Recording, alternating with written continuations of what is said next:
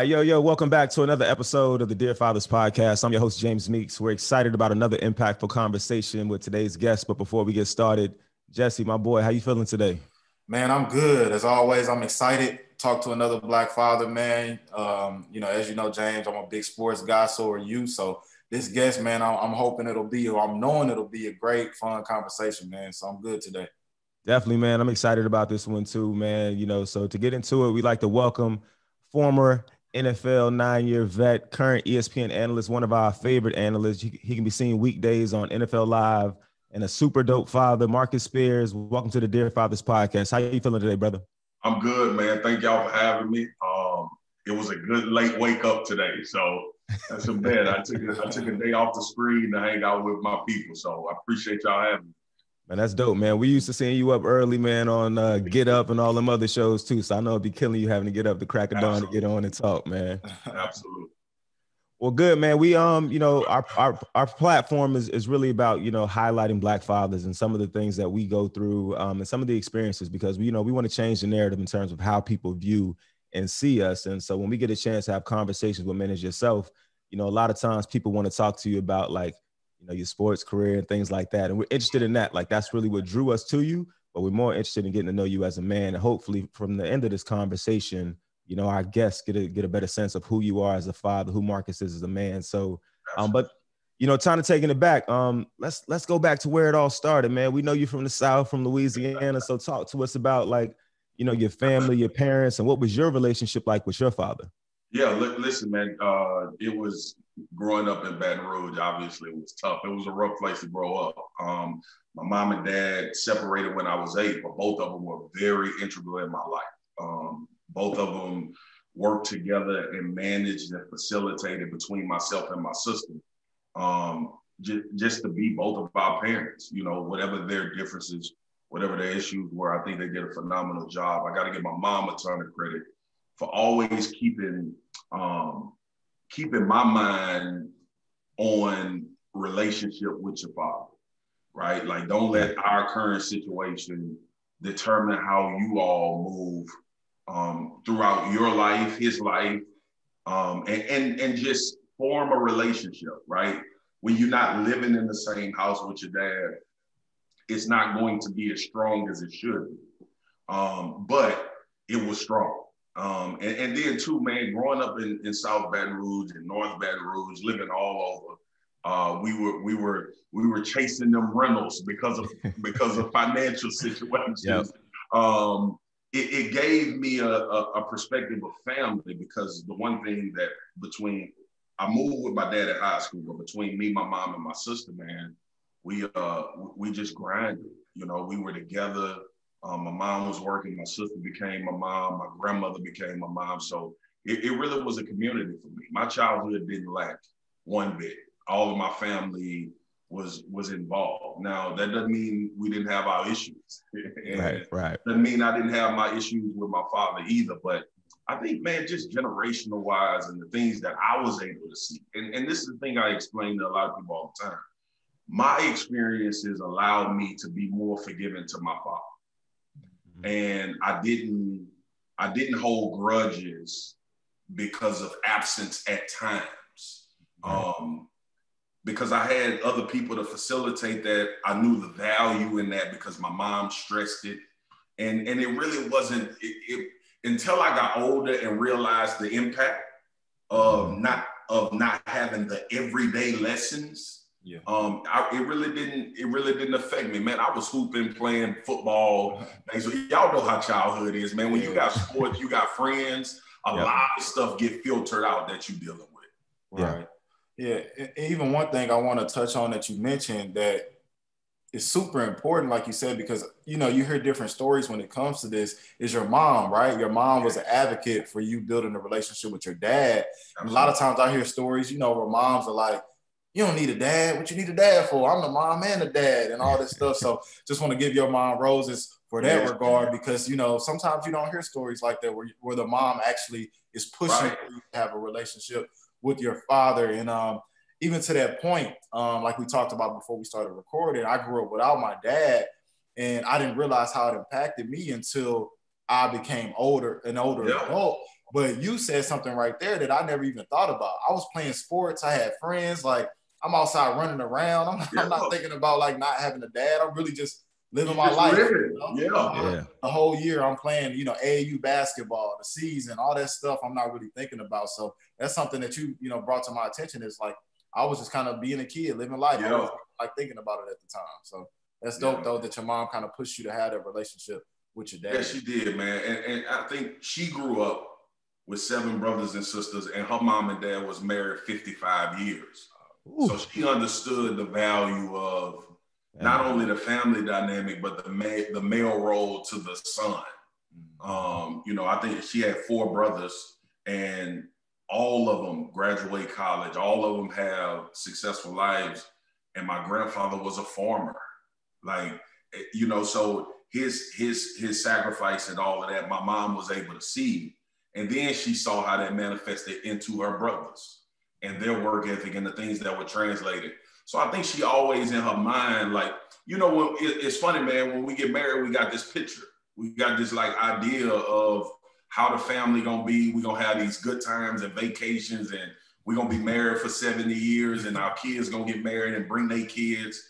But when it didn't flow that way for my mom, she never forgot the value of what it was like to have her dad in her life, her father. So I think that is the foundation of where she was coming from as far as keeping our lines of communication open with my father, even though I wasn't in the house with him every day. And look, my dad was a G, bro. Like he wasn't no deadbeat, right? Like it was things my dad didn't know, like you saying, because him and his father didn't have the word together.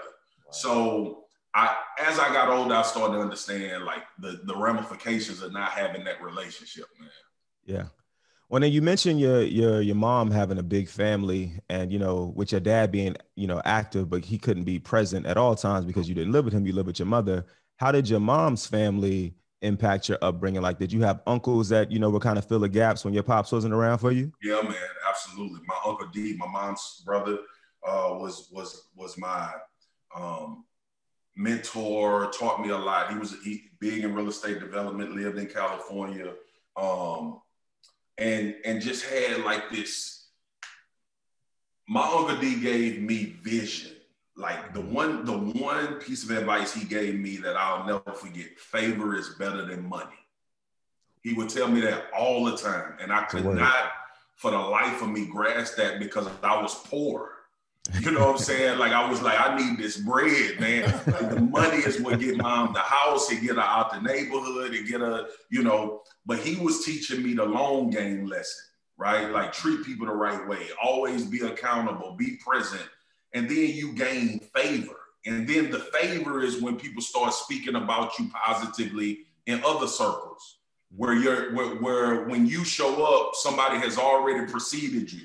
And people are gravitating and they willing to deal or work with you. So he was that, stood in the gap with those lessons, man. And then, he did well financially for what we thought. You know what I'm saying? Like he had his own house, he was paying his bills, he had a car, he was living and thriving.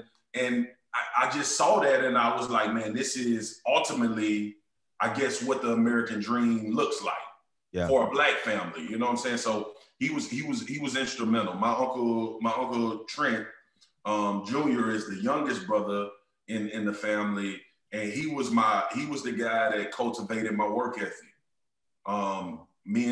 When my grandfather got older, and he had this fencing company. We used to dig fence post holes, man, with these drivers, and I'd be sick to my stomach every morning, waking up 5 o'clock. Now this is South Louisiana, bro. It's 90 degrees at 6 a.m. in the morning, and we out there grinding. And at the time, he would tell me all the time, just keep working, just keep working, keep working. He used to tell me, keep on running, just keep on running. And at that time, you're like, man, I'm gonna die. Like I'm gonna die if I keep doing this.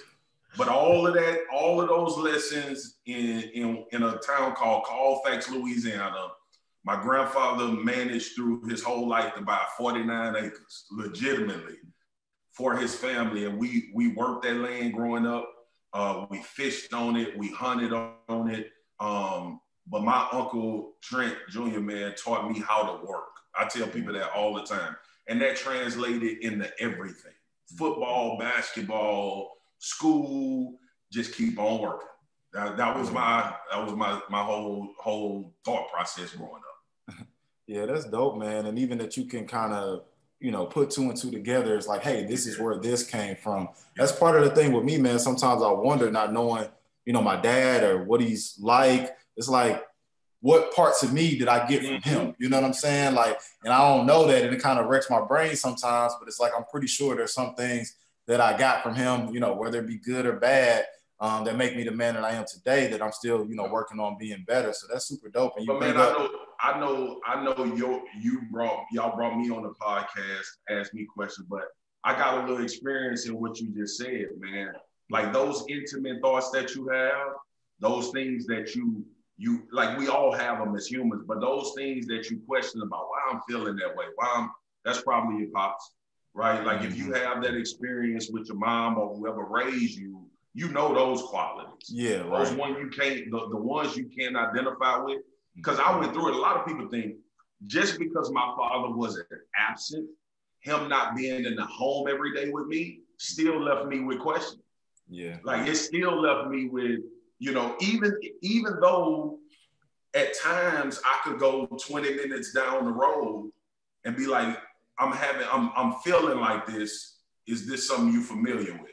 Mm-hmm. I didn't do that because I didn't understand the feelings. Yeah. Like I was like, this is just me. This is how I'm dealing with it, right. So I would tell you, man, just really like those intimate thoughts that you have, those things that you question when certain situations arise and you respond a certain way, and you, instead of saying that's out of character, like we say all the time, sometimes that's just a part of who you are. Yeah. And I had to check that about my father, man, because my mom was a real giving, nurturing type person.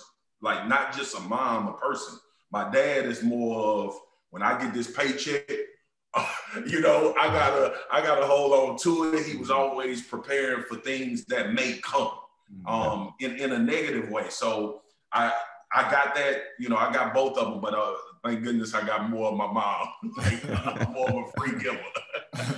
Nah, that's dope, man. And even just to, bring up, your football career, let's take it back to 2005, drafted first round in the NFL, man. Tell us about some of your favorite moments or what that was like just being drafted. Yeah, man, listen, it was, it was about my family. Like, I know a lot of dudes get up there and they, I was happy, don't get me wrong. Went 20th in the first round. It was the Cowboys. I grew up in Louisiana, a lot of Cowboy fans. Mm-hmm. So I was lit now. I was geeked up about going. But man, just to see every professional athlete, I think, that comes from the type of backgrounds a lot of us come from, Black men in this country, the relief of my mom is what like sticks out in my mind. Like I had to raise, in my mind, this is how I thought she thought about it. I had to raise you in tough places. I had to stay on you. I had to keep you away from the wrong crowd. I had to trust that my lessons that I taught you would bring you home when I wasn't with you. I had to trust the lessons that I was teaching you, the sacrifices that I was making wasn't gonna get you caught up with most of your boys that was in the neighborhood. And then just to see the relief, right? It was a relief valve when I signed my scholarship and went to LSU. But it also was a relief when I was able to go pro. And it wasn't about finances. My mom knew I was gonna take care of it, but that wasn't even a thing to do. That was an understood thing that was gonna happen once I got drafted. But just the relief of her saying, I raised him, he didn't spend one night in jail, didn't get caught up in the dope game, I didn't lose him to the streets like a lot of my friends, a lot of people that I grew up with. So I think for her, it was like that coming into his own moment. Like he worked, he grinded, he used the lessons that myself and my dad taught, that they taught me. And it was just like, man, I can get him out of Baton Rouge. Like I can get him, you know, and you can go start living. And y'all know us as black men, bro, especially sons, that's mama's boys. It was 2 months later, I was like, you got to move to Dallas. Got to get moms where you at, man. Yes, sir. ASAP. Yes, sir. Well, then talk to us about that. So, you know, your mom was able to feel a great sense of relief, but for you being the son, how much anxiety did you feel, like the pressure to even make it to the NFL, to be able to take care of your moms? Was that weighing heavily on you when you was like going through your process in high school and college? Absolutely, man. Like you see the struggle, right? Like making decisions on whether we gonna have electricity or water. I was that type of kid. Like, I'm just like, and I always used to think about it too, man. Like, and it frustrates me now that I have a little something and I'm able to take care of my family and a roof over my head. Dude, my mom worked all week and couldn't pay the bills. Like that is not supposed to happen. And you got a lot of people that cast a lot of that judgment off on a lot of black families that's impoverished and put it as lazy or not working. Dog, my mom was grinding. It just wasn't enough, you know? And I was big. I ate, bro. So it wasn't enough. But for me, man, just I guess I was always in the mindset of mom and sister gotta be taken care of. Like I have to do something, right? Like look, man, I was big, fast, played football, but you still don't know. It's always that anxiety of I could get injured. I tore my meniscus 2 weeks before the combine. Like I couldn't perform at the combine. That was my first major injury. My first surgery that was sports related was 2 weeks before the combine. So it was a lot of that going on, man. But to that point, y'all already know what you go back to: faith and foundation. Like, absolutely. And you know, my mom was, you know, that was the thing. Like, the Lord will take care of you as long as you stay prayed up, and we gonna keep praying for you. Everything gonna work out how it's supposed to. And you hearing this, but you also got to put the work in. Yeah. And you like, these things this is what people are saying. I don't know if they in touch with the Lord, like we in touch with the Lord. They got to make decisions. But it was my mentality was, I put the work in, I'm in a great position. I'm in a better position than 99% of the world at this point, even if I get drafted the last person in the draft. And just an overwhelming feeling to say thank you with my actions, with what I did for my mom and my sister and my grandmother, who is another big part of who I am. But that was my anxiety. My anxiety was, football was gonna take care of itself. Like once I got through the process and dealt with all of that stuff, the anxiety came from, when am I gonna be able to change my family's life? Like that was my biggest thing. Like, when can I get her out of this situation into a better situation from a financial standpoint? And that was probably the part for me that was the toughest kind of road that I had to travel, because the unknown of if I was going to be able to legitimately do that would weigh on me at times. And then when I got drafted and I realized I was 20th, I was like, well, we ain't got to pick between lights and water no more. We made it. Now that's really dope, man. And I think, you know, that causes a lot of trauma for a lot of us, just thinking about, because we watch sometimes our parents, our grandparents struggle, you know what I mean, to make ends meet. And to your point, like I remember watching my grandmother. I'm in college and my grandmother is working like a dog, you know what I mean? Like every day, long hours, can barely stay on her feet. And I got a job in college. I was working I got a job at Walmart, and they was going to pay me. They was opening up a new Walmart in Atlanta. They was going to pay me like $10 an hour. And she asked me how much I was getting paid. And I told her 10, and she was like, I only make $750. Yeah. And I was like, wow, like that's crazy. You've been working for 40, 50 years now. You're making $750. And I've been in college for a semester and they giving me $10. So, you know, those types of things always push me to say, you know what, I got to get out of school so I can help my family, just give them anything that they need to, you know, help accelerate their lives a little bit. So look, man, go ahead. Oh, it's funny when we have these conversations, man, because now we get to a point where we've grown and we've got into certain circles, and then you start trying to, you know, my big thing for the last like 3 or 4 years is how do I create generational wealth, right? Like, because, you know, I'm 38, I'm young, my wife is young, we got 3 kids that's young, but the idea of generational wealth for us is when we leave, our kids shouldn't have to worry about trying to create that again. Right. Like the generation before us, your grandmother, my mom, my dad, whoever was before us, dude, they was really grinding out of Jim Crow. Yeah. Like they was just grinding to be accepted, integrated. They had to go status quo.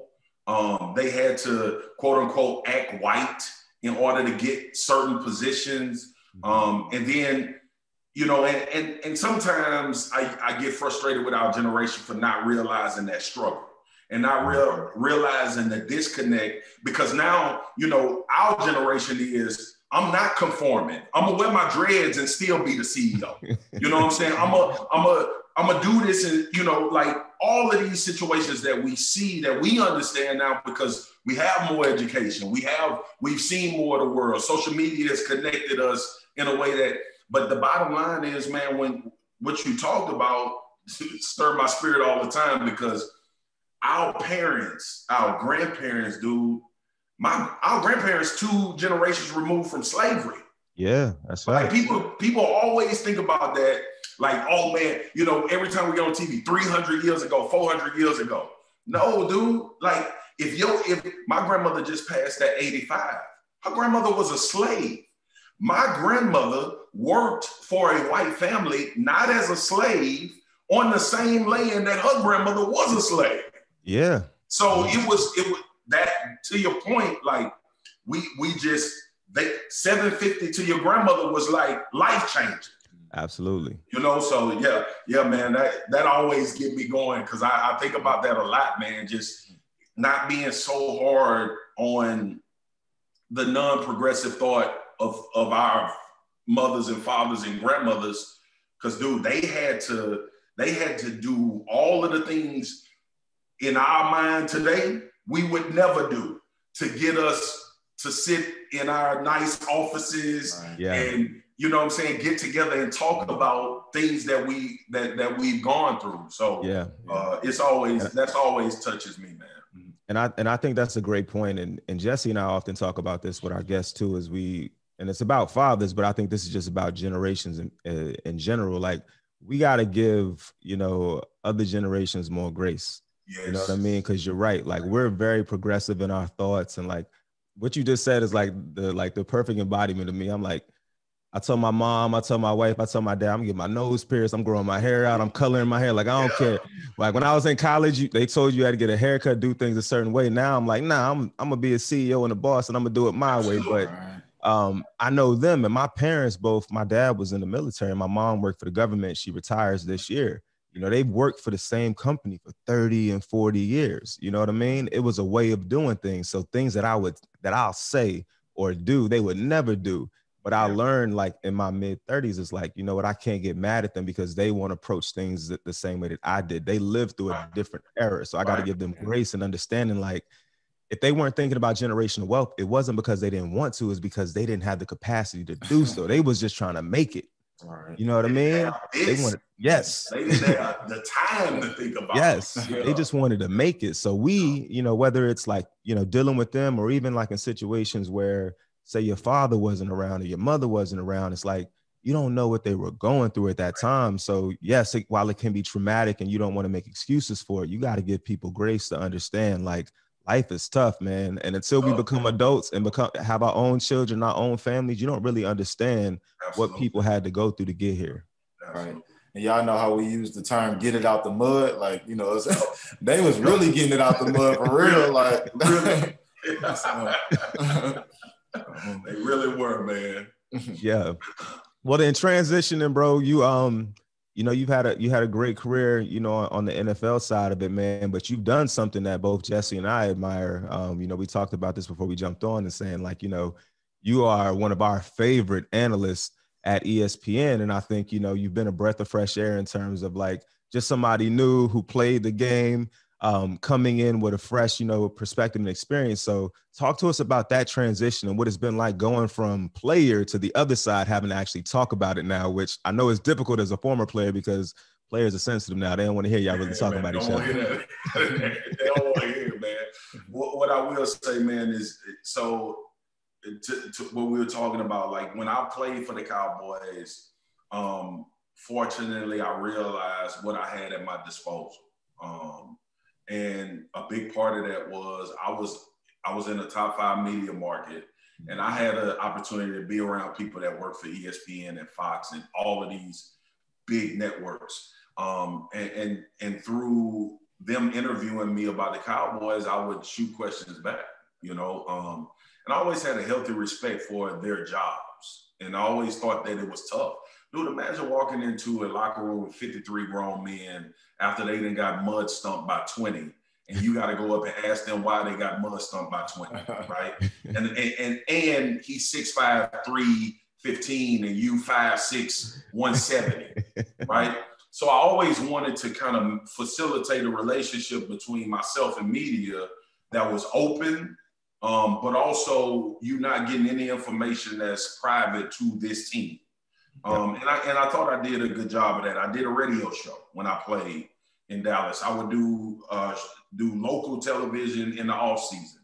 I'm a hunting fisher. I grew up hunting and fishing with my grandfather. I started a hunting fishing show called DFW Outdoorsman in Dallas. So I always, like media, I studied and graduated from LSU in communication. So it was always something that was kind of in there about me. I didn't know. My grandmother spoke on my life that I was going to be a pastor. And my mom tells me all the time, when I was born, my grandmother was like, that boy going to preach.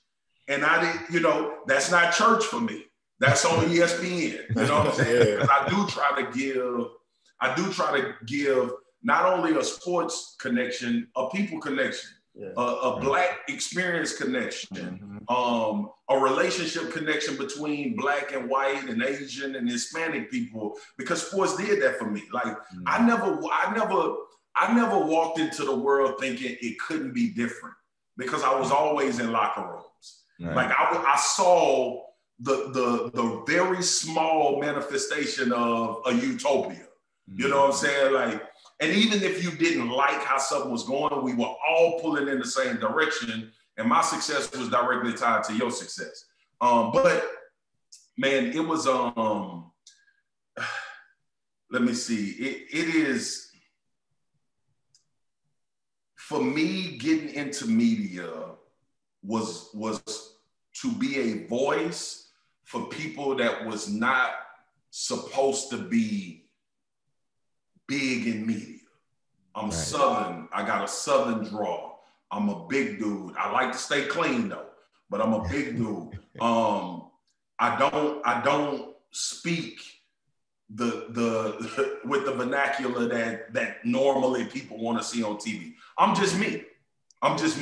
And I always, like, my whole idea when I got into TV, like big TV with ESPN, was I don't want anybody to watch this, number one, and not have a good time, but also feel like these people having a conversation that I'm not in. You know what I'm saying? And the one thing I love about our people, because the one thing I love about our people is not only do they challenge me to speak on issues, to be a voice in those situations when they enter that arena of sports intersecting with culture and what's going on in the world. But they also feel like Mark is my cousin, or my uncle, or my brother, or the dude that come, or the dude that just be at all the family gatherings and we don't know who the hell he is. You know what I'm saying? Like, we all got that experience. So I just wanted to bring the cookout experience, the locker room experience, and obviously my expertise in football. Man, I put my 10,000 hours in. Like, I know everything you need to know about football. I can break down coverages, plays, players, coaches. I got all relationships. Played for the greatest college coach to ever coach the game. Played for one of the greatest NFL coaches, Bill Parcells and Nick Saban. Like, so all of that stuff, in my mind, I was like, people already know that. Like, you can go on Wikipedia and find all of that out about Marcus. When I enter this media game, I want people to feel like I want to invite this dude to my crib and just chill and hang out, talk to him, and relax. And I hope that's what comes across, and I think that's what's resonating with people thus far in my career. Yeah, man, that's dope, and it ain't no hoping, man. That's exactly what it is. That's how we feel. That's how even before you coming on or you just agreeing to come on, we know it's gonna be a cool conversation just because you make everything personable and just you being yourself, man. And that's shared through the screen, man. We feel that, and I'm pretty sure everybody else watching feels that too, man. But some, people may not know, but you was a hooper too, man. Gatorade Player of the Year, Louisiana. Was it year 2000, 2001, something like that, man? Like, what was your game like if you had to compare your game to an NBA player, man? Who was you on the court? First of all, I don't look like a hooper no more. So, but I still got a jumper. You still get your lights. The jumper, the last thing to go. The last thing to go. Man, it was always Barkley. It was always Chuck. And, I know Chuck, know him well. He's a big brother of mine, mentor, but that was always the comparison. Josh, I grew up, my sister is my hero. My sister got picked before me. She was the hooper. My sister was the hooper. I was supposed to be the big football player that was just, I was the big little brother. My sister was the hooper. My sister was all-state. She top 10 leading scorer in women's basketball in Louisiana history. She got a scholarship, played at LSU, blew her knees out, wanted to go into criminal justice. So I just wanted to be her when it came to basketball. Like, literally, man, it wasn't Jordan for me. It wasn't Barkley. It was my sister. I was like, if I can play like her, I can be good at basketball. So I chased her in basketball and eventually became 6'5" and 260 and started jumping and developed a jumper and got around, a lot of basketball players, a lot of great basketball minds. Josh Pastner, the coach at Georgia Tech right now, was my summer league coach when I played for the Houston Hoops. My coach in high school was a legendary coach named Joel Hawkins. We ran off like 15, 16 straight state championships. We were ranked in USA Today all 4 years when I was in high school. I was the 27th ranked basketball player coming out of high school, bro. I had scholarships to all of the schools: Duke, North Carolina, Syracuse, St. John's, Georgetown. When John Thompson passed, I put up a letter on Get Up from John Thompson had written to me and was like, look, man, I know you're a football player, but if you come to Georgetown, you playing basketball. That's dope. So it was, man, hooping was my challenge. And I think I got really good at it because I wasn't good at it. First time I stepped on the football field, I was busting heads. Like, I wanted to hit. I wanted to run and, do all that. But basketball was the one that I had to actually work to get really good at. And then when I finally started experiencing some of that success and realizing, like, man, I'm playing against, Tyson Chandler and D. Wade and these guys, and Darius Miles in my class, all of these dudes that got drafted. Me and Karan Butler were roommates at Nike camp. Me and Big Zach Randolph, we were roommates my senior year at Nike camp. So I did it, man. I went through all of those steps, got invited to the Cleveland Cavaliers camp. Like, this was a time when high school players were jumping. Like, I went to Camden and me and DeJuan Wagner hooped on the courts. You know what I'm saying? So we played in the Kentucky Derby Classic. We played in the Jordan Classic. I didn't get invited to the McDonald's, which still pisses me off to this day. But man, it was for me, like, basketball was, I love basketball, man. My favorite thing to watch is college basketball. Like, I would watch a college basketball game before I watch an NFL game. I watch the NBA when they get the playoffs. I'm a big LeBron fan, but I love the skill and just the ability of these dudes. Like, watching James Harden play basketball to me is fascinating, bro. Yeah. Nobody can stop him. Nobody can stop him from getting a bucket. Don't get me going on basketball. I'm talking all day. But yeah, man, I was a hooper. Gatorade Player of the Year, got recruited, was supposed to play both at LSU. And after one spring and one season with Nick Saban, I realized I'm going to die if I go hoop with the head that this dude have on football. So I gave up the hoop dreams. But if I walk in arenas or if I'm around NBA guys, they know. They know. I know you'll get a bucket. No, that's what's up, man. Me and James, we love the game of basketball. It's an art to watch for sure. Your story kind of remind me. I'm from St. Louis, and I grew up playing AAU. Adrian Claiborne was actually the center on my AAU team, and he was kind of that. Football, he was a beast, but like basketball was more so that challenge. He was a big dude. You know, he's a beast in the paint, grab rebounds, he could jump. Yeah. So Adrian Claiborne was my center on one of my AAU teams. So no, that's dope, man. And, let's see. The crazy thing is, people used to. So, dude, we used to go to these tournaments, right? And when I played for a summer league team called the Houston Hoops.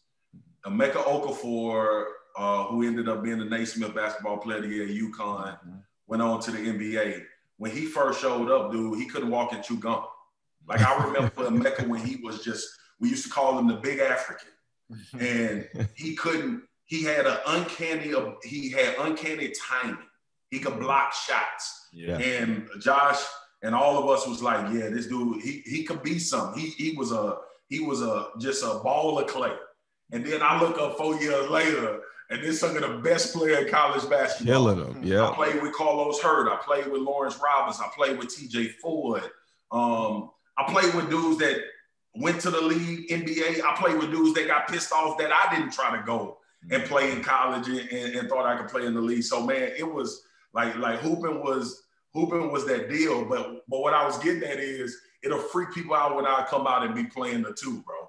And they be like, this bud 270 and he playing the two, you know, bringing the ball up the court. So basketball was that deal, man. That game there I love. That's crazy. We knew a little bit about your hooping background, especially being fans and hearing you talk about it on ESPN. But after hearing all of this, you played with some real hoopers. I think it's time for Stephen A. and Max put a little more respect on your name when you be talking to NBA talk, bro. Bro, listen, they know. Trust me, they know. ESPN got some of the greatest researchers in the world. They know what that hoop game was like. That's dope, man. Well, then, you know, transitioning, we wanted to get into, you know, who is Marcus as a father? You know, you mentioned you got 3 kids, so talk to us about who you are as a father. Man, I love them to death. I'm flawed. I'm a flawed father because none of us are gonna get it right. But what I believe in my experience is when they wake up every morning, they better know my dad loved me and he gonna be there for me. Like, that's the foundation. I got 3 kids. My oldest is Makaria. She's the number 1 14-year-old volleyball player in the country. Nice. My son is 11. He's 5'10". He plays baseball. He's a lefty, and basketball. He can hoop. And then my youngest is 8, and we still trying to figure out what she gonna do. That's Miko. So Makaria, Marcus Jr., and Miko.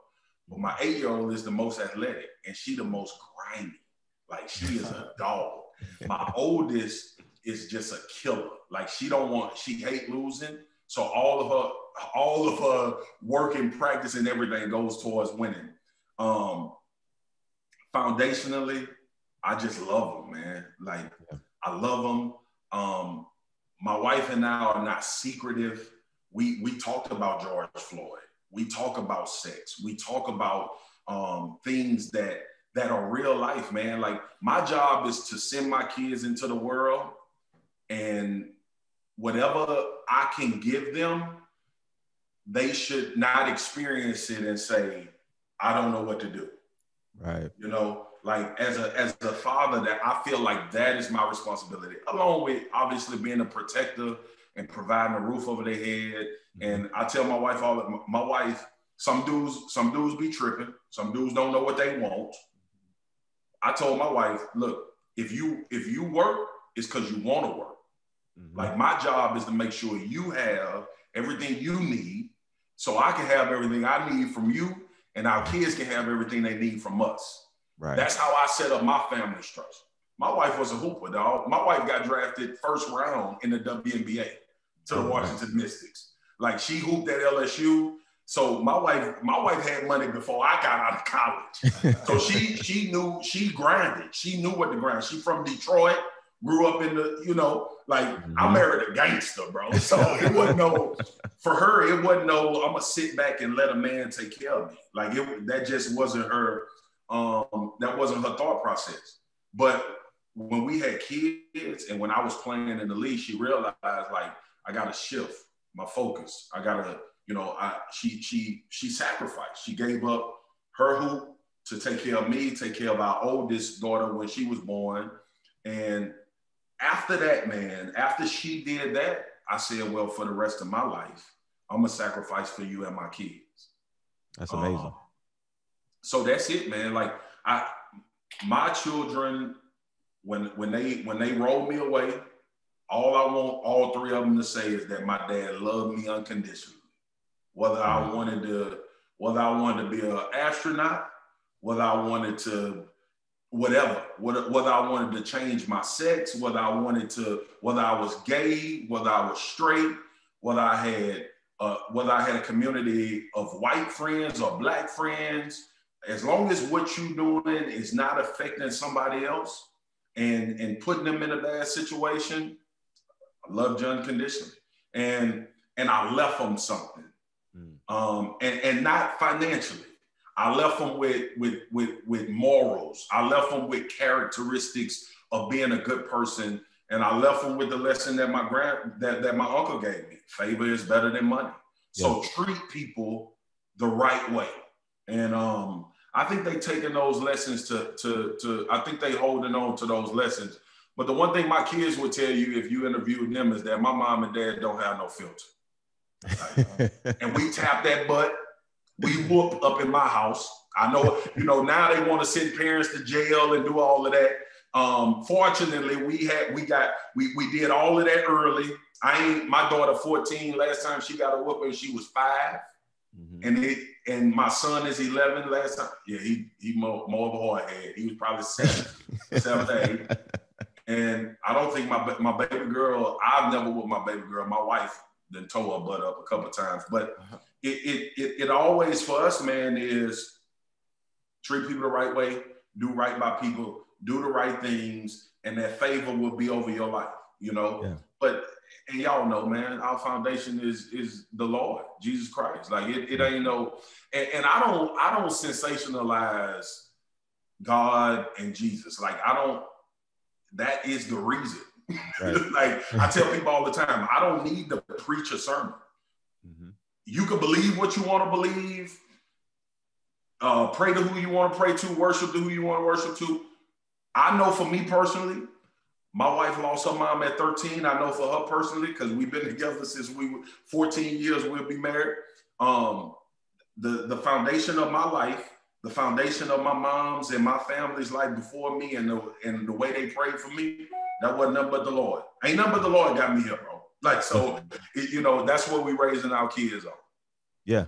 No, that makes sense, man. And one of the things you talked about, which I actually admire a lot, is that, nowadays in 2021, it's very difficult to, be a person of principles and choose to raise your family in a way that you see fit, because now the media, social media, everybody wants to tell you like what you're supposed to do with your kids. You can't whoop your kids. You can't talk to your kids this way. You can't do that. And while I agree that, some of the stuff that we had to go through and maybe our parents had to go through ain't acceptable. Like we ain't got to just run you through the ringer just because, but like, how do you navigate that? How did you and your wife navigate saying, you know what, we're going to discipline our kids the way we want to because, we think this is right for them. How was that a conversation y'all had before y'all had children, or how did that work? Absolutely. We both wanted to know foundationally how we wanted to raise our kids. And that's a conversation a lot of these young Black couples are not having. Yeah. That needs to be a part of the couples counseling and the marriage counseling and all of that. But my wife and I, we came from similar backgrounds, like spare the rod, save the child. You know what I'm saying? And it was our Bible principles, man. Like, and I'm not getting on here I'm not pseudo-religious, but the principles in the Bible work.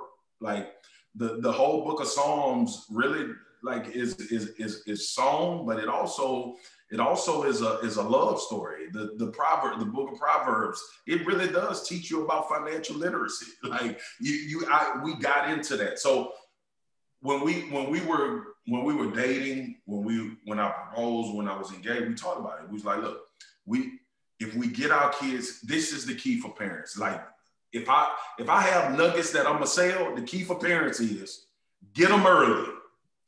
So you don't have to deal with it later, right? Like it's like you making them butt whipping deposits early, and that doesn't just like, I think the difference between our parents, they'll whoop us but not tell us nothing.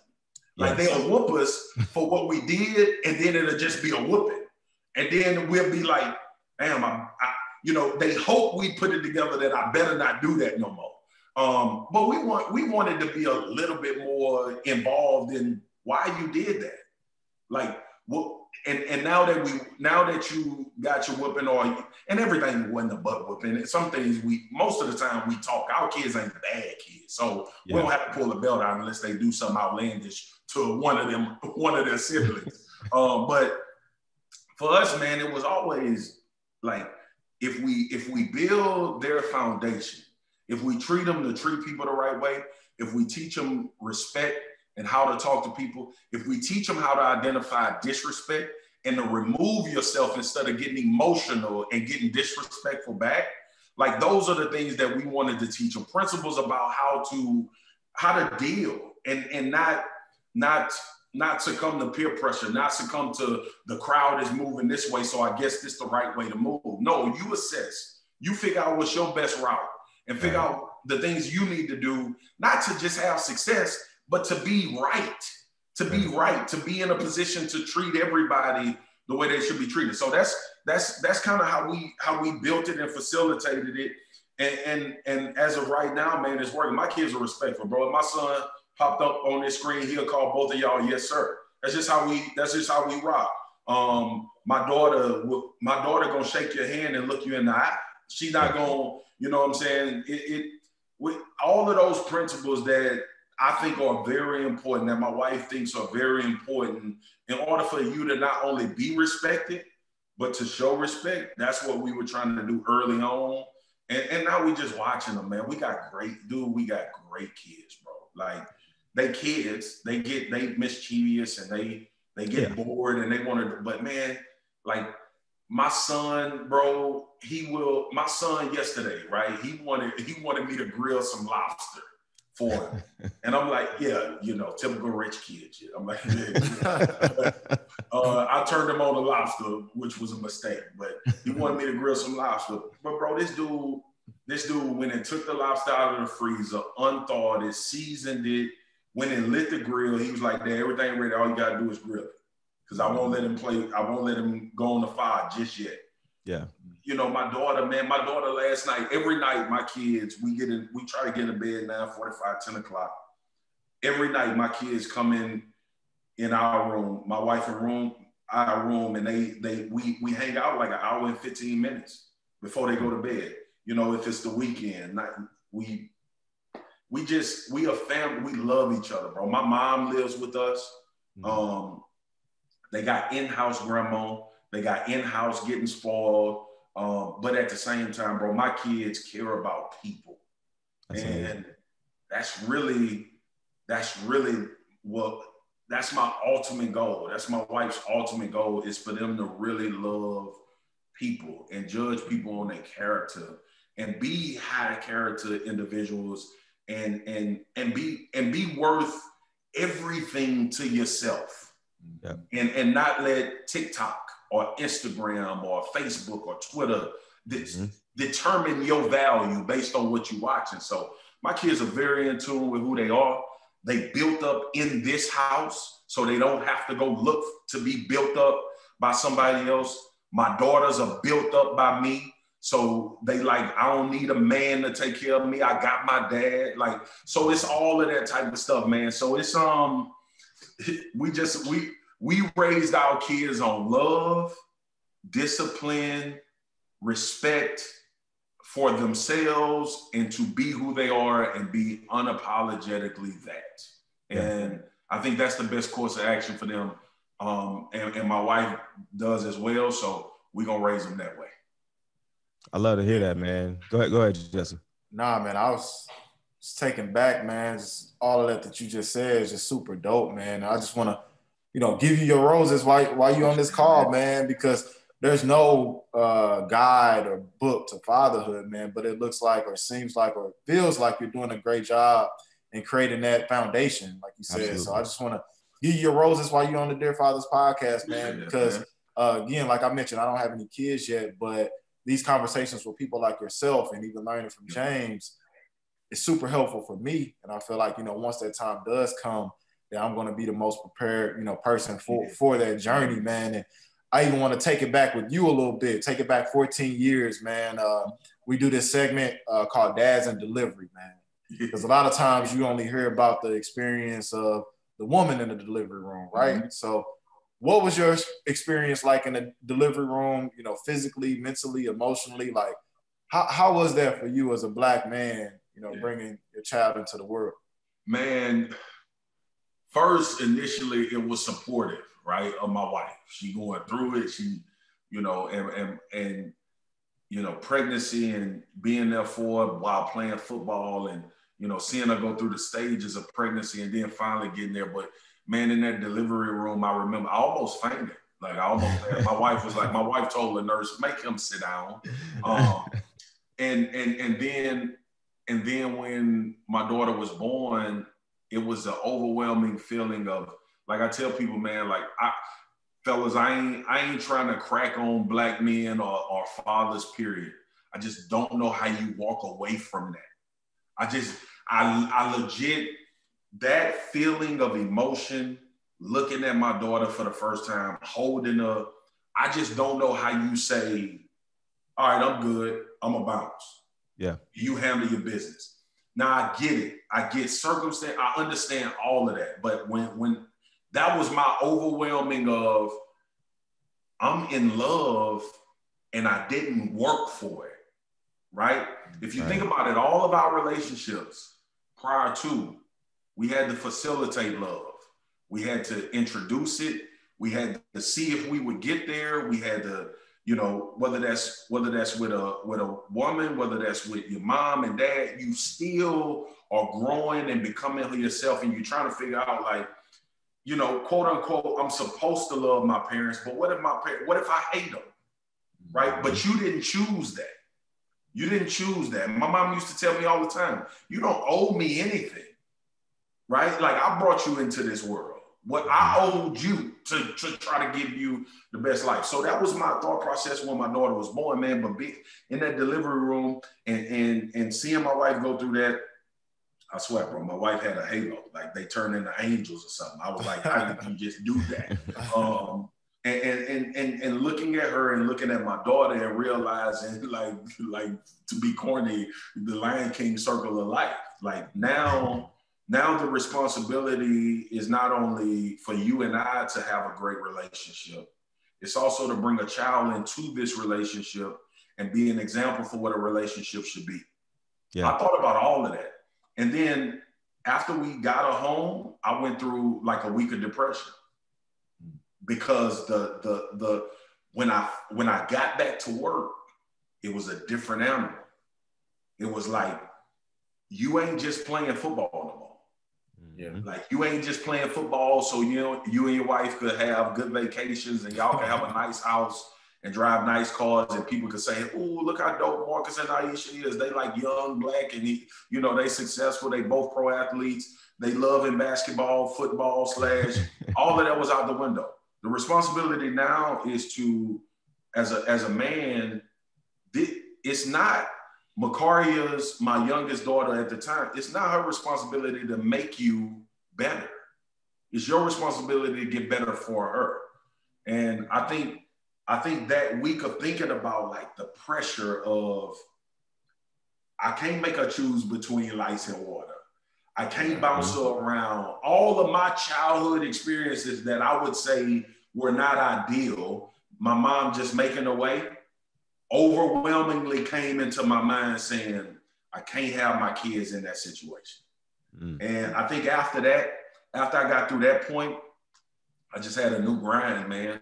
I wasn't grinding for myself no more. I wasn't grinding to buy chains and go to Vegas and get nice cars. I wasn't grinding, you know, to drive back to the old high school or the old hood and people say, man, look, Mark has made it. My whole focus shifted. And I was like, all of my responsibility, all of the things that I'm doing, the work that I'm putting in is for this little one. And then my son came and it became for him and it became for my youngest daughter.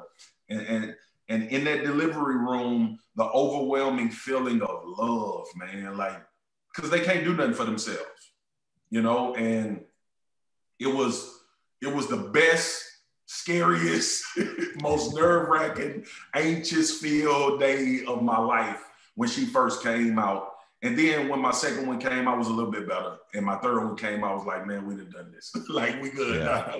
We got to figure it out. Yeah. Yeah. No, that makes sense, man. And I totally agree with that sentiment you shared there. You know, I'm a father of 3 myself. I have 2 sons, and our middle child is our daughter.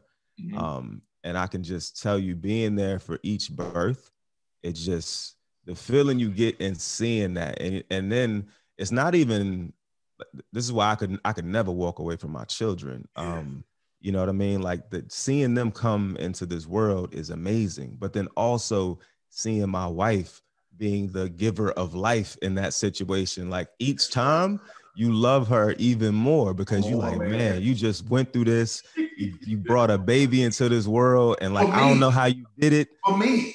Yeah, for me, I don't know how your body went through that. You know what I mean? So it's an amazing feeling every time. So like, I've always had the mindset of like, I could never, like, it doesn't matter what happens in the world. Like, I could never not be there for my children because I witnessed what their mom did. And no matter what, you know, we're married and we're doing great. But, you know, God forbid something terrible happened, there would never be no bad blood or anything because I know what she meant to me and to my children, and I'm always going to protect that no matter what. Yeah. Yeah, man. You know what I'm saying? So but for you, because, you know, I got 2 sons and a daughter, and I know having my daughter second, it definitely changed me. Being a girl dad changed me. But you started with your daughter. So like, how did having a girl change you? Did it soften you up? Because you this big, tough football player. Everybody expect you to be macho, man. Like, how did that change you up being a girl dad? Dude, I was, the funny thing is, man, I was very in touch with my emotions. Like, I grew up around my mom and sister. So I saw how women operated. I grew up a great respect for the tireless energy that they have. But when my daughter was born, man, it changed. I was like, I care about her more than all y'all. and I think for me, man, just the definition of protection became more prevalent. It changed everything. Like, protecting her was not only about her well-being. It was about her mind. It was about her body. It was about her understanding of what a man is supposed to be, right? And I only can show and facilitate how a man is supposed to be to her by how I treat her mom. Absolutely. So I had when she was born, man, for me, it was about being better. I need to be better. And I didn't know what that better was, but I knew I needed to be better. I knew I needed to be better for my wife. I knew I needed to be better for her. And I was never one of those guys, man. I don't have all of those NFL stories. Like, I wasn't running the streets. I ain't have 20, 30 women. Like, that wasn't my makeup. You know, dudes did their thing. I ain't say nothing. I went to the club. I had a good time, but I never was a dude that felt like I had to be in the streets. You know what I'm saying? So the perspective of being a girl dad for me was, you should know exactly who you are and what you'll accept, and that'll keep you away from the dudes you don't need to be around. Yeah. Like, right? So self-worth. Like, I feel like sometimes when we parent and we do it a little bit backwards, we try to teach our kids what they should look for, right? Like, we try to tell them, like, look for this, like, if, you know, these qualities, these characteristics, but we very rarely tell them your energy gonna gravitate people towards you. Mm-hmm. Your energy will bring like-minded people. How you operate, how you move, how you self-respect will bring people to respect you. because it's just, you facilitate a culture within your own mind, within your own dynamic. And if something don't fit in that culture, you can immediately tell. I tell people all the time, it's just like raising my kids or running a business. Like, you create a culture, you make a hire, they don't fit in that culture, you don't have to fire them. They root themselves out. Absolutely. And I try to teach my daughter that, like, you having self-respect, not only as a woman, as a Black woman, as a strong Black woman, as a Black woman that has an example of a mother who's a strong Black woman, a father who's a strong Black man, all of these things that's being poured into you, you better not go out there and sacrifice that for nobody else. Mm. Like, and I'm a firm believer in that. I'm big on energy, man. That's why when y'all see me on television, I'm jovial. I'm laughing. When stories are serious, I bring that type of energy, because that's me, yeah. Right? And now as your kids get older, you teach them how to be chameleons. You teach them how to, facilitate their attitudes and how they look at things. But foundationally, man, like self-respect, and I think being a father of girls, the number one most important lesson that we can teach them is self-respect. Absolutely. And, I look at my 14-year-old, bro, and I almost get emotional about it, because she knows who she is, and she knows exactly what she wants, and she knows what she's not willing to accept in her life. And, that's a big shout out to her mom, because they spend time together, and she teaches her about being a woman and the womanly things that I can't. And she moves like that. Like my daughter 14, bro, she'll come down here without anything and cook everybody breakfast. She'll wake her sister and brother up when it's time for school and get them ready. Like that's not something that she feels like her mom and dad is forcing her to do.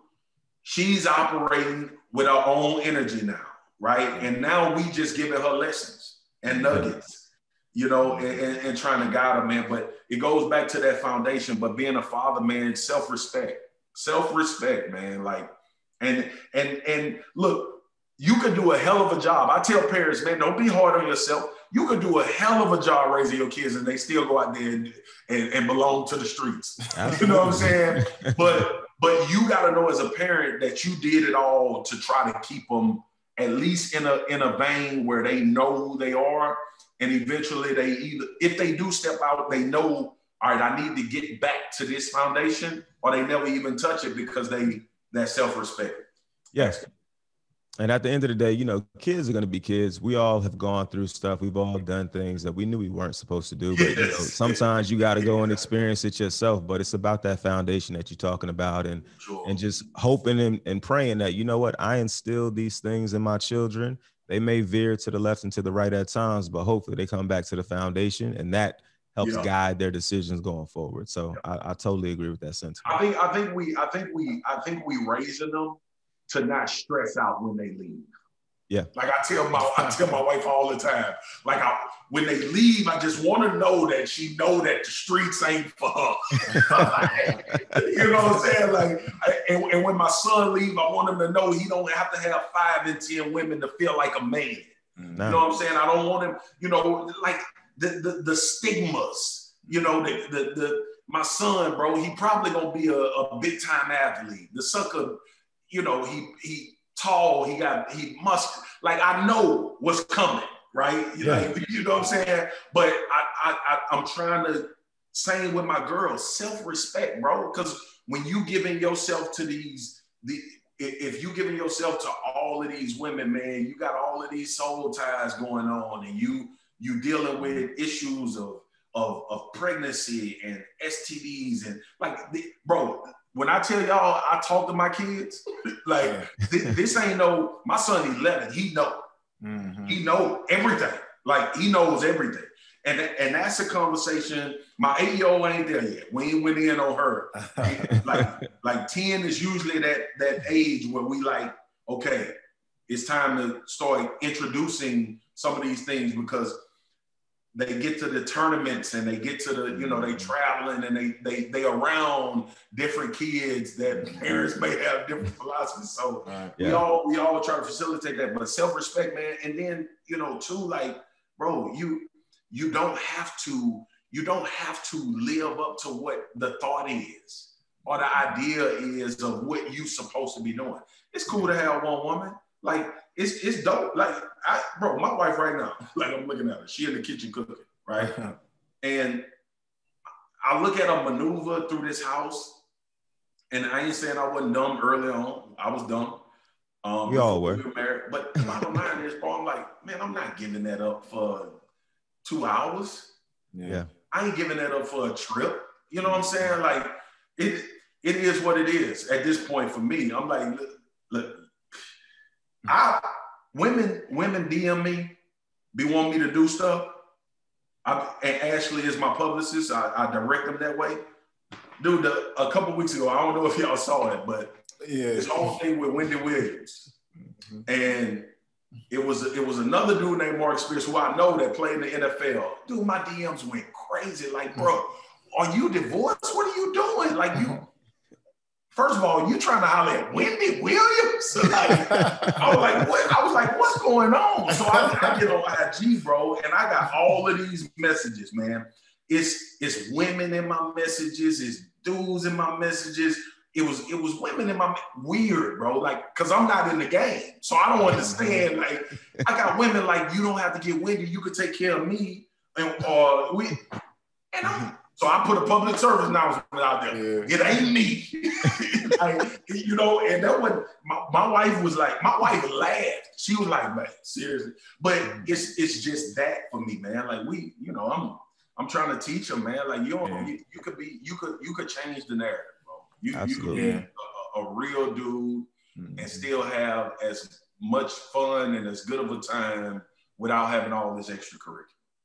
Yeah, thanks, man. I agree, man. And I told James the story too about how when I was younger, man, I just used to have like one girlfriend, and my friends used to be like, "Man, you weird, man. Like, you just that's just those societal pressures that they put on you, man." But you said a lot of key words that kind of relate to something else that we're big about at Dear Fathers, which is mental health. You know, you talked about things like counseling or depression. Self-worth, self-respect, and things of that nature. Have you been to therapy or, you know, counseling of any sort? And how has that impacted you? Majorly. Bro, my wife and I were going to get a divorce our first year in the marriage. We sat at the table across from each other with our lawyers. And in that moment, both of us were like, we letting people that don't know us facilitate how we gonna come to whatever agreement we coming to. And the crazy, when I write the book, y'all are the first people that have ever heard this. In that moment, my wife and I looking at each other like, so we didn't put in all this work, and we have went through all of these things together, and we've sacrificed for each other.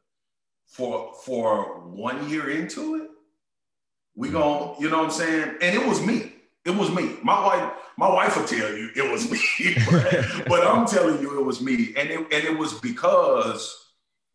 because my idea of how it was supposed to go from the time you married to the next day at home wasn't working that way.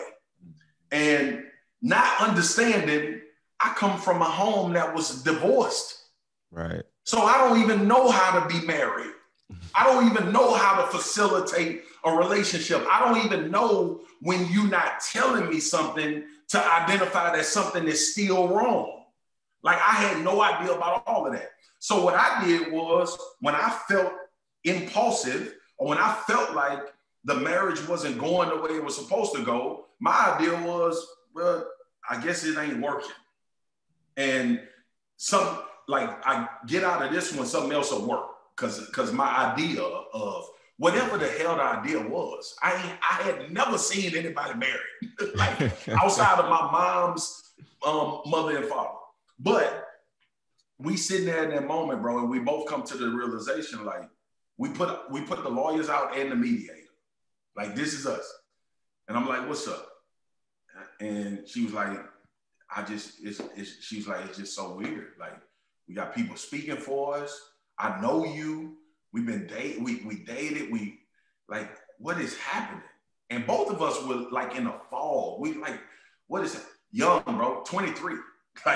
Like just trying to, and then I'm feeling the pressure of being in the league. Like, it was a lot. It was a lot, man. So, and I knew nothing about therapy because y'all know the stigma in our community.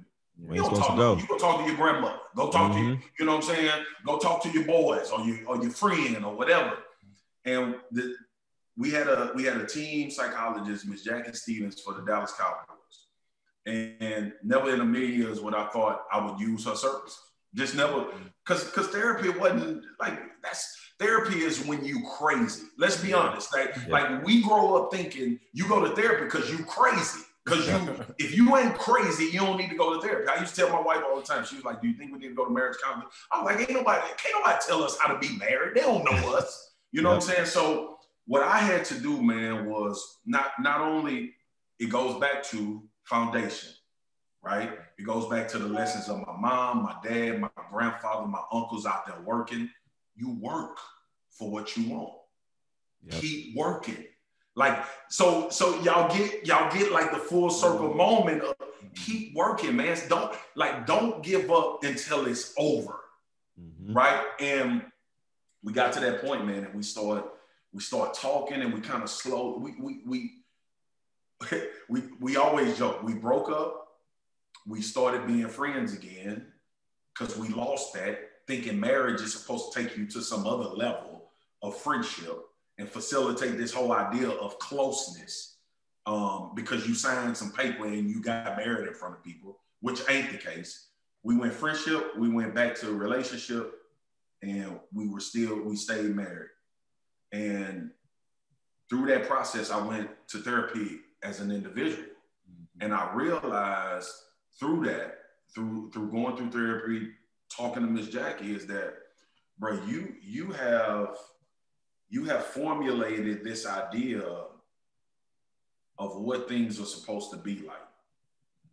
And that idea that you formulated, anything that deviates from that, you think you need to remove it from your life because you think you can control people. Yeah. And I was like, what? Yeah. I was like, you could have asked me 1,000 times, I would have never related to me wanting people to do what I wanted them to do. And when they didn't, I removed them. I never even thought, I was like, I'm too good of a guy. Like, I'm a good person. Like, but therapy helped me realize that it's not about saying those things. Look at the course of your action. When people don't respond or do what you think needs to be done. So I learned that lesson. Man, we're about to be 15 years in October, bro. Like, and it took us getting all the way to that point for me to realize, nah, you need to go talk to somebody. You need to, it's you. And my wife took some, she obviously took some fault and blame and all of that because we both loved each other through all of this. But for me, it was more about like, bro, you have to realize that whatever your thought about how things are supposed to go, and two fellas, like, this is a part of my sports background, right? You practice, you work out, you win championships. It's an order. Yep. Right? And when that final result doesn't happen, you can go chronologically through them steps and say, this is why I missed the boat. Like, this is why I didn't win the championship. Relationships ain't got nothing to do with that. Relationships don't have no practice plan. It don't have no blueprint.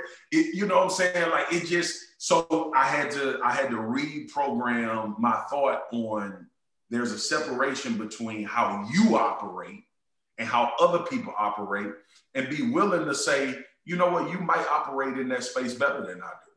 Yep. And be okay with that. And that's what my wife was always ahead of. She older than me, but she was ahead of me because she lost her mom at 13. She had to grow up fast. So she always knew, I want a family, I want a loving husband, all of that stuff she already knew. For me, like majority of my life before I met her and fell in love with her, I wanted to go to the league. That's all I thought about. Like, I want to go to the league, take care of my parents. I wasn't thinking about no girl, no marriage. I'm going to go to the league, take care of my mom, and then everything else will work out. So I went through that process, man, and we, we about to be on year 15. We're going to be on year, we both said we're going to die together. And that's what's going to happen.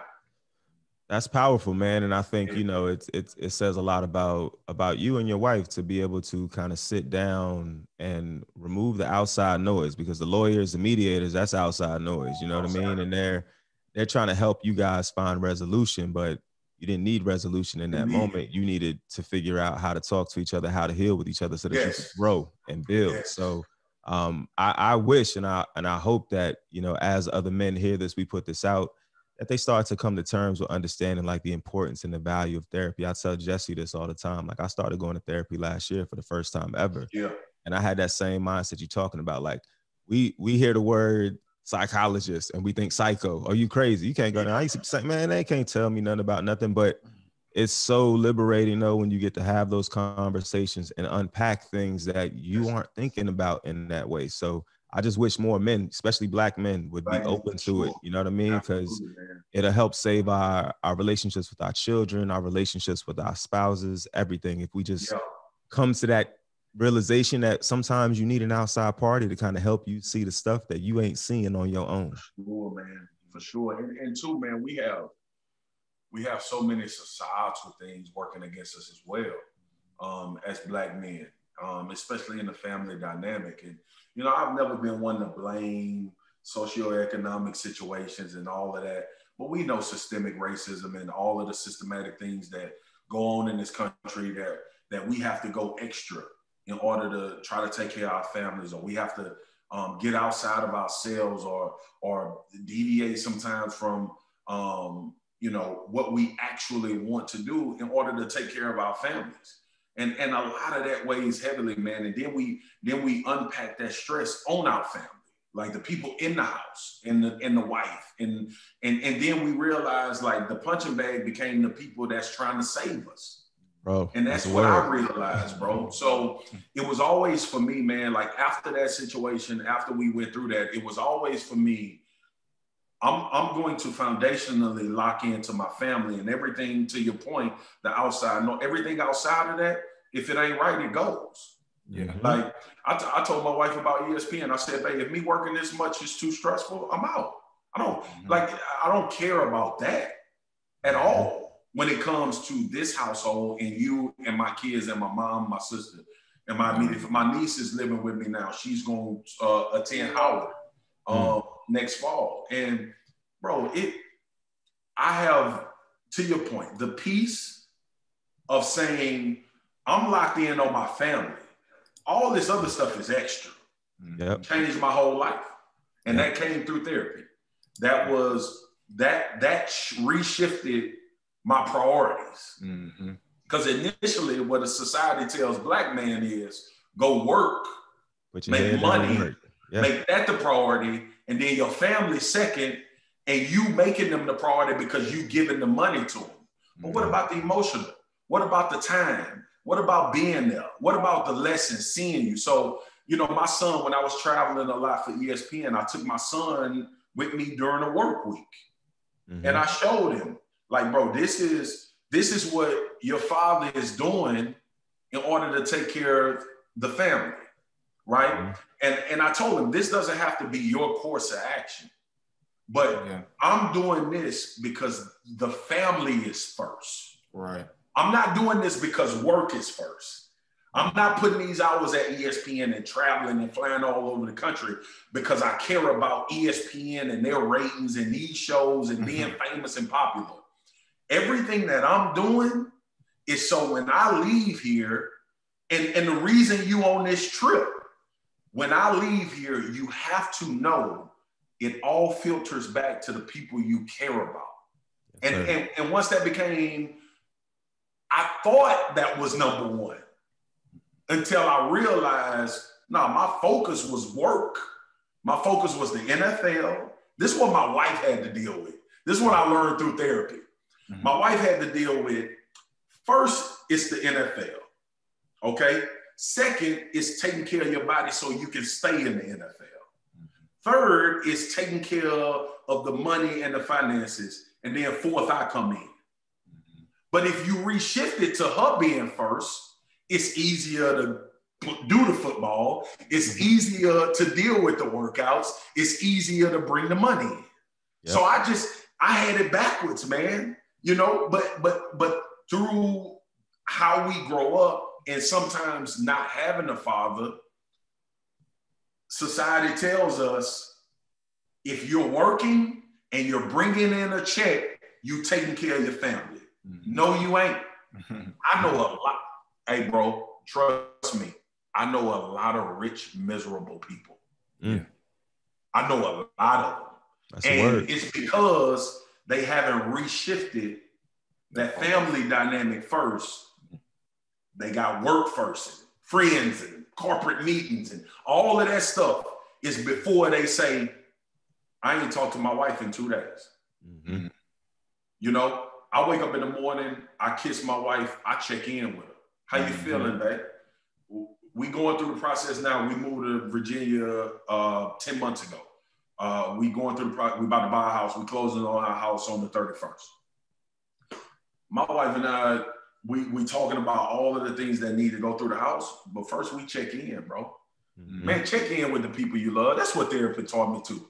Check in with the people you love, man. Sometimes they going through stuff and they not telling you because they trying to protect you. Mm-hmm. They trying not to distract you from the things you doing. Mm-hmm. So I always make it a point. My family tell you, I ask them every day, how you doing? How you doing? What's going on? My kids, they get, you know how kids are. I get on their nerves. How you doing? Mm-hmm. What's going on? Anything you want to talk to daddy about? Anything you want to talk to mama about? What's going? How is school? How is sports? What's your mental? Like, what's the foundation? Mm-hmm. You know, this family is gonna check in, right, and then we'll deal with everything else. Yeah, no, and that's super important. And just the other day, my girl had said how she appreciates, and I didn't even notice this, like she appreciates how I always just ask how she's doing, how she's feeling. And we always together, but it's just like, I'm still just, checking in, like you said. And I just appreciate that vulnerability talking about therapy, man, because like I said, that's something that we're super passionate about at Dear Fathers. We have our straight mental monthly group therapy sessions. Okay. Normally about 30 to 50 guys on every month. And since last April, we've connected over 500 guys with mental health specialists throughout that time, man. So appreciate you just opening up about that because it is super important. And real work y'all doing too, man. Yeah. Bro. Yeah. That's fire, man. Appreciate that.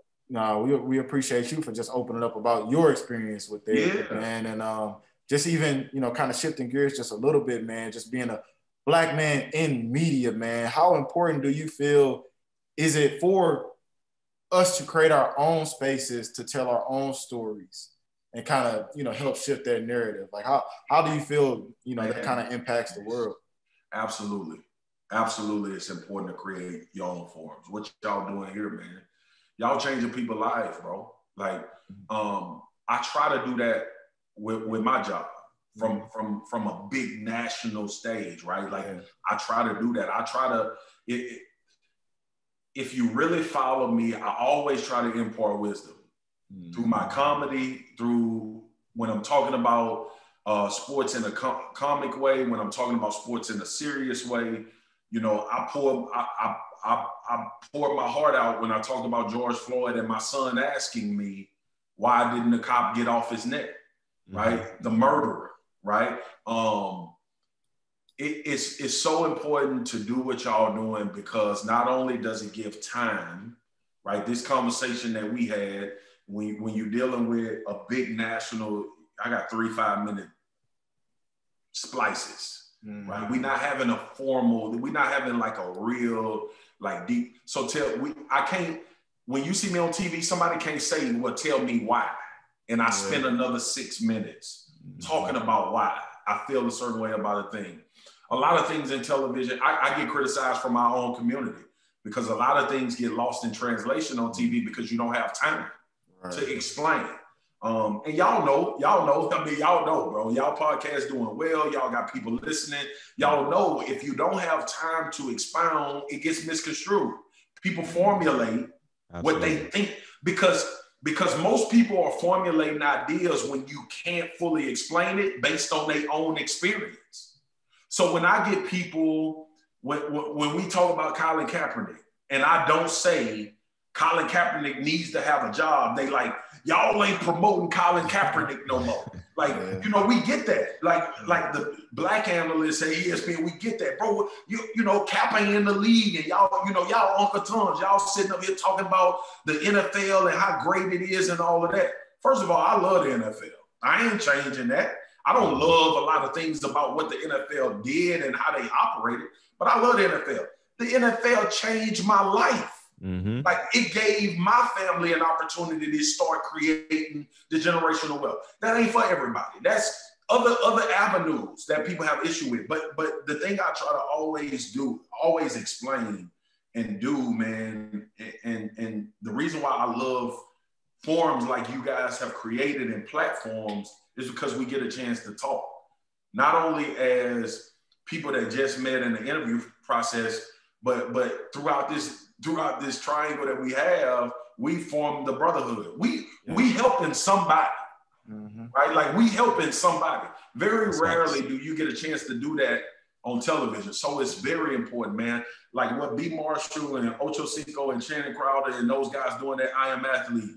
My cousin is Steven Jackson on All the Smoke. That's my family. Like that's who taught me how to hoop. With him and what they doing at All the Smoke with him and Matt, like, dude, it's so important.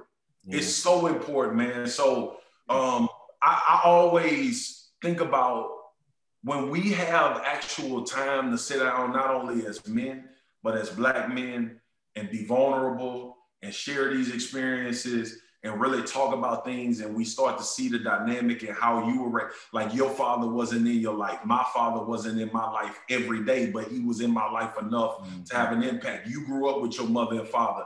We have three different dynamics, but we all starting to kind of understand this fatherhood thing. It's not a blueprint to it. It's not a, it's not something, it's not a pamphlet we can put out and say, hey, follow these instructions. It's all really tailored to your experience, the things that you went through. So I think the forums are very important, man, for us to be able to speak, and not only be able to speak, but to be able to speak unapologetically and not worry about what people are going to feel about it, because you're being authentic to yourself. And watching these that you guys have done and talking, the authenticity is what's going to keep you in the spot. Like the realness of it. And the number one compliment that I get, because I don't read compliments in the negativity when it's personal. I appreciate it, and I love that people gravitate and are fans, and even the hate. But I always say to myself, man, never lose authenticity. And if you keep that, and if ESPN called me right now and say we no longer want to employ you, I know I did it the way I was supposed to do it. And as long as you can walk away with that, man, you good. But these forums and platforms that y'all creating for Black men to be able to come on and talk and really address things that's going on, it's invaluable. Because we used to have to do this in the dark of night. With nobody finding out. And we had to worry about being lynched for reading books. And we had to worry about not being educated. We had to, like all of these things that you're doing, man, don't just think this is a podcast, fellas. I tell people that don't just think that, man, it's liberation in this. It's a freedom in this. It's a vibe in this, right? So keep passing that along, man. And the one thing that I would recommend to y'all, like going forward, and I know we're not wrapping up, I don't think, I listen to a lot of different things. I listen to Joe Rogan's podcast. I listen to All the Smoke. I listen to I Am Athlete.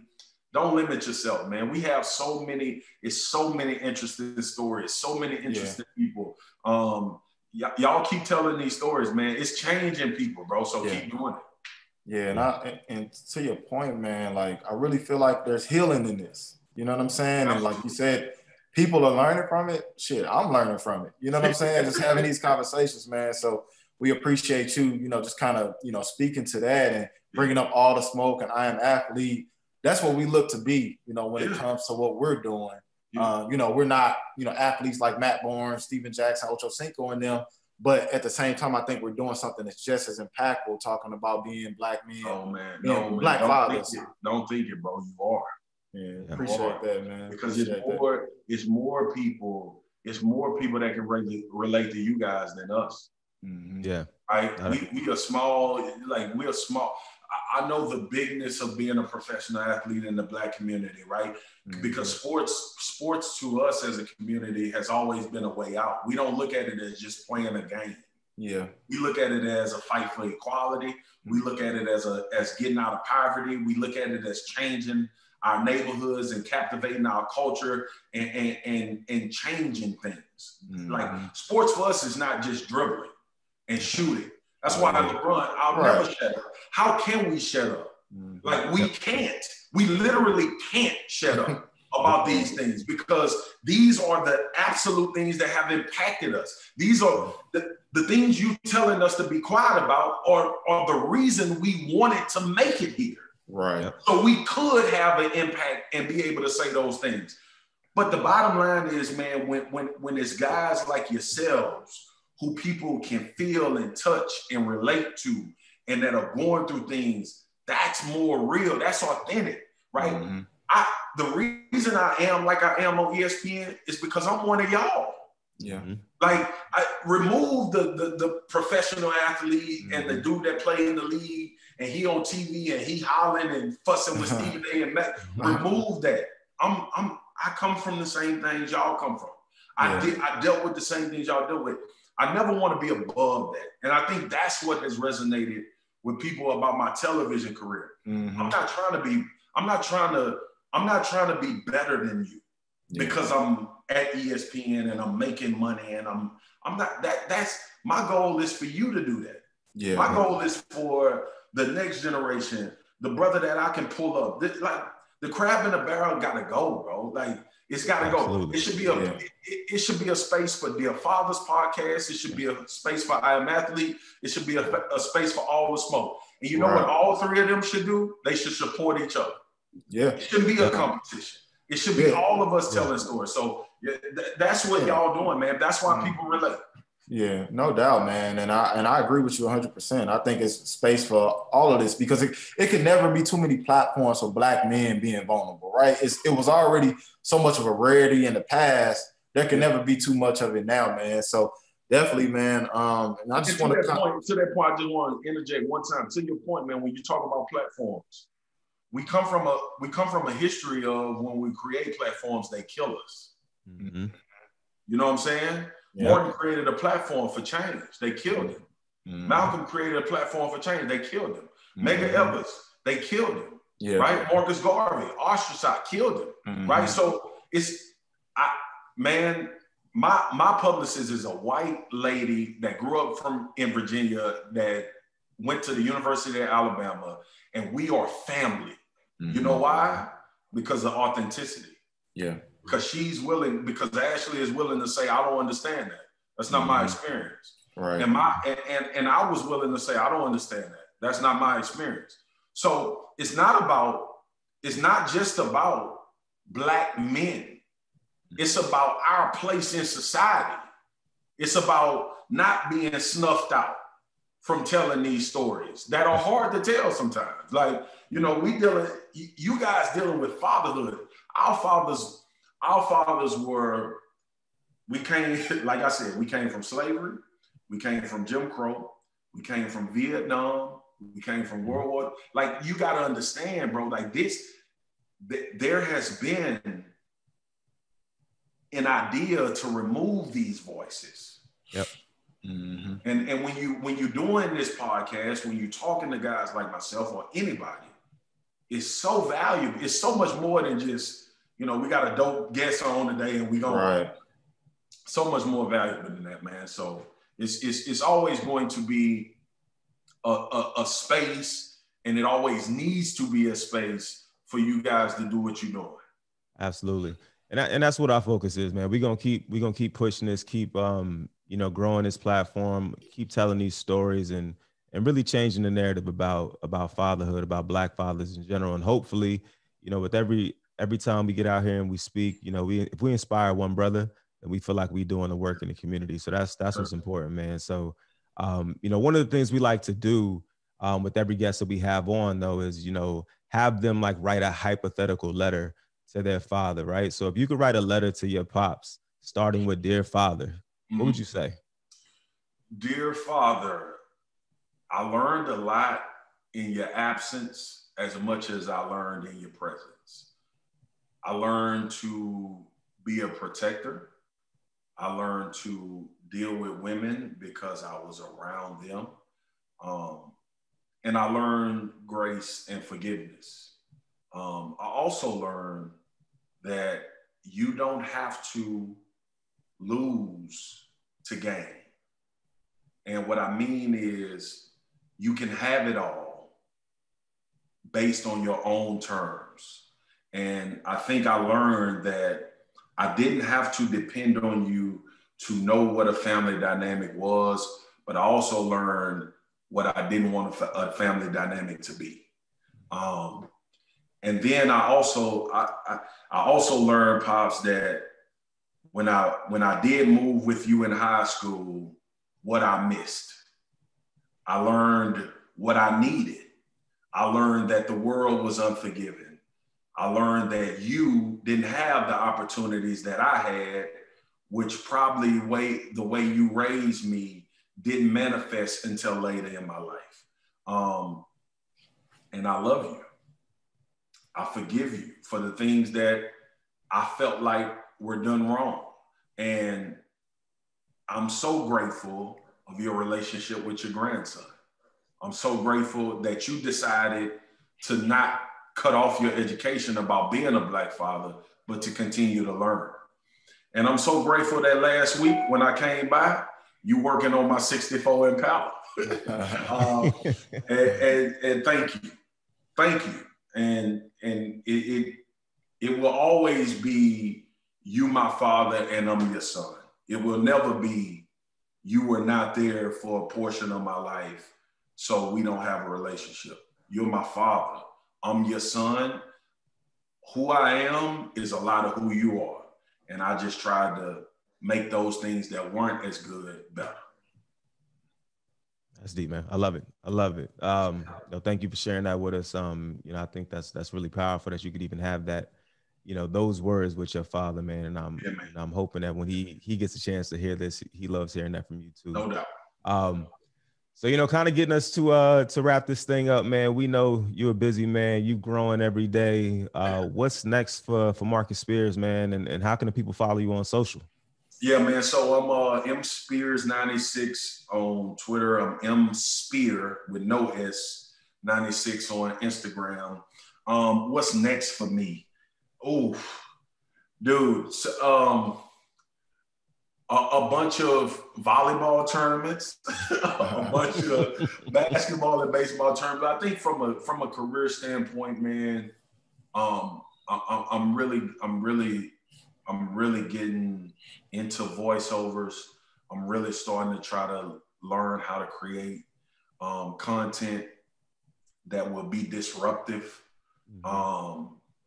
And I'm hoping, it's funny. I was watching Rick Ross this morning. It was just an old clip from him on the Breakfast Club talk about what his team should be, how his team should be thriving because of his success. Mm-hmm. I want generations, whatever it is, I want generations of young people, not just Black young men, but them overall, because they have the experience that I have. But I want young people to realize your potential is only that. What you do speaks so loudly, I can't hear what you're saying. So that is the message that I want to be the next phase of not only my work in a public forum, but my work in a private forum. I've become, the feeling has always been there, but now I've finally activated and put into action the things that I want to see change. I have to be a part of them in my community. It can't be no longer get on TV and say this need to change. I got to be a part of it.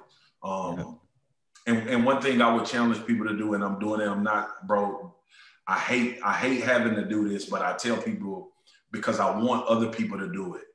I have started something, being just a private giver. Mm-hmm. I tell my publicist, find me 2 families that need something and let's send it to them anonymously. And I don't want lights or water to be a decision. Yeah. That's the next phase of who I am. Yeah. Bro, you need to start a foundation and call it. I mean, you probably already have one, but lights and water needs to be somewhere in the midst of what Trust you do, me, bro. It's hard, it's a lot of things in motion when it comes to that, man. But more importantly, like you said, man, just we benefit so much when we want to see other people benefit. Yeah. And I'm just trying to get that message across to people, man. You don't have to be hoarders of wealth. You don't have to keep all of your information and the things that you learned along your journey to yourself. Yeah. Because I think in our community, we created this idea that if we give away our knowledge and our finances and our time, we no longer have it. Yeah. Right? And we got to change that thought. We got to, we especially in our community, we got to change the idea of if I'm supporting, if I'm giving, we always, I'm giving of myself.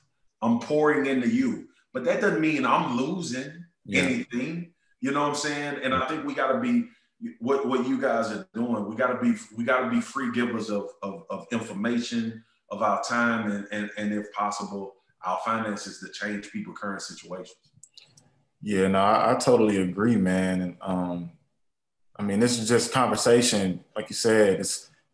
To me, it's built a brotherhood, in this triangle of conversation and things that we're talking about, the gems that you dropped. And I feel like we should, potentially in the near future collaborate outside of just this podcast, man, because we have a nonprofit called Fearless Fathers where we provide resources to families. So whether we, collaborate with you or match, the amount that you kind of, put into less, bro. Say less. Let's make something like that happen, man. Done deal, man. Yeah, done deal. Would love it, man. And I didn't even know you lived in Virginia. I actually just moved to Virginia from LA about 3 months ago with my family. So we're in the Hampton Roads area right now, man. So if you ever have anything going on out here, northern,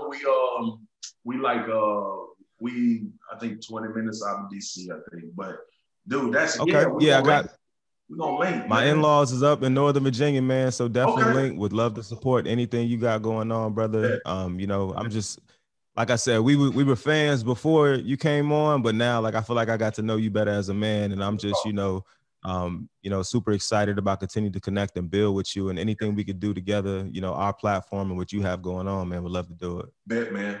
Bet. I'm for it. I'm with it, and the collaboration is what really shifts anything. You know what I mean? So y'all ideas, my ideas, and let's do it. I'm with it. Yes. Absolutely. Yes, sir. Let's make something happen, man. Again, we appreciate you, man. I'm actually over here in Dallas, your old stomping ground. In the deep town. Yeah. So if you ever out this way, man, can link up to me, man. But we definitely, appreciate you jumping on, man. Before we kind of fully wrap things up, I wanted to know if we can get a quick drop from you to say, this is Marcus Spears and you're rocking with the Dear Fathers podcast, something of that sort. Okay. What's up, family? This is Marcus Spears, a.k.a. the Big Swagoo, and you are rocking with the Dear Fathers podcast. We just vibed out. Y'all check us out. This has been crazy good talk. Peace. Time is money, and I'm working on that richer meal. It's up to me to drop the ball like I'm finna.